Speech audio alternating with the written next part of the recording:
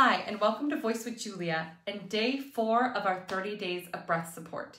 If you've watched day 1 to 3, you'll have learned how to take a proper inhale, how to maintain the rib expansion, and how to separate the lower and upper abdominals. And today we're going to put it all together in an exercise. But before we do that, I want to invite all the classical singers in my audience to join us this summer in Lucca, Italy at the Luca Bel Canto Institute, where I am teaching. This is from September 9th through 16th. And I, along with my fantastic colleague and phenomenal tenor, Ferdinand von Bottmer, we will be doing 8 days in the Tuscan Hills to really solidify our vocal technique. So if you're interested, please check the link below and make sure that you book a call and apply early because we do have scholarships available, but it's first come, first serve. So without further ado, let us dive into this exercise. Voice with Julia, change your voice, change your life. So we were talking about maintaining the rib expansion, right? And isolating that this area can move separate from initiating here, that we're moving from low, right? Now this exercise kind of is a variation on a theme. So we're going to take all these components, and you can't see my knees here, but I'm kind of bending my knees so I can bounce a little bit. Okay, and this exercise goes like this. We keep the ribs up and we go, the sound is TS and CH. So we go,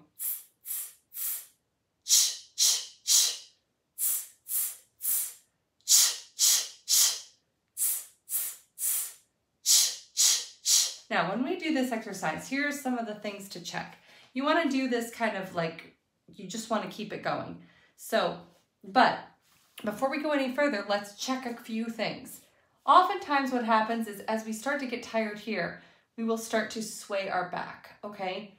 We need to maintain that area that the sacrum goes down, right? So if you notice, I was bending my knees, and if you bend your knees just a little bit, you'll feel the release of the tailbone, okay? So it will go underneath. So we want to keep that there. We don't want to have this lordosis in the spine like that.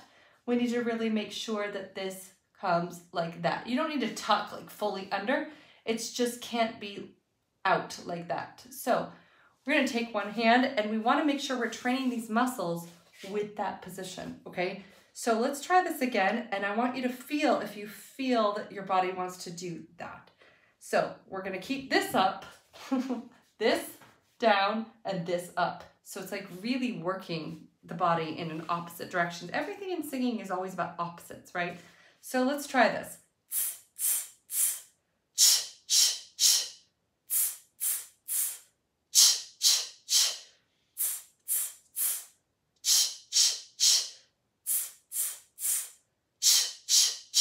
If you start to get tired, which you may if you're just starting out on this journey, if you start to get tired, I recommend that instead of focusing here and grabbing, you think about the pelvic floor muscles, okay?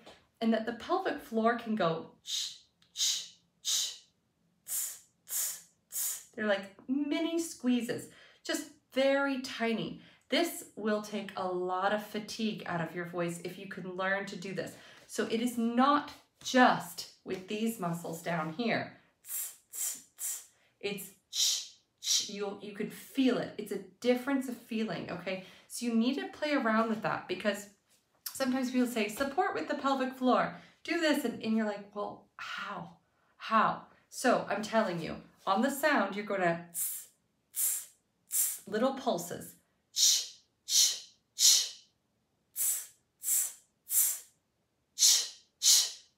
And as you're able to squeeze and release, squeeze and release, squeeze and release, we can speed up the tempo. But you really want to make sure that you are allowing that movement to happen, okay? That it's not just in these big muscles, but in the fine muscles too. And that's why I recommend bending your knees too, because it can help you get access to that area and you could feel that a little bit better.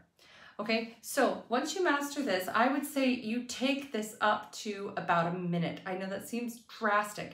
If you're just starting out, start with 20 seconds and move up incrementally, okay? But this is a very important exercise to master. And what you're looking for is that everything here returns out to the normal position.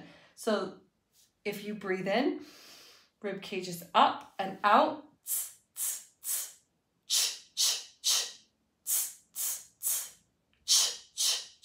And this is the thing, I want you to realize that if you're looking at my stomach moving, you can see that it is moving. I'm not moving this, but that is not where the movement starts. Remember, we talked about the toothpaste tube.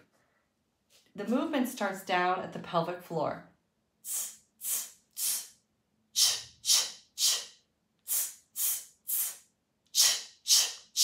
And the release also has to be at the pelvic floor. So use this exercise to work out those subtleties, okay? Because we want to make sure that we really have this down before we add vocalization on this. So practice day 1, day 4, and tomorrow we will add some very light vocalization to the mix and see how that holds up, okay? So thank you so much for watching. Be sure to like and subscribe, and I will see you all tomorrow.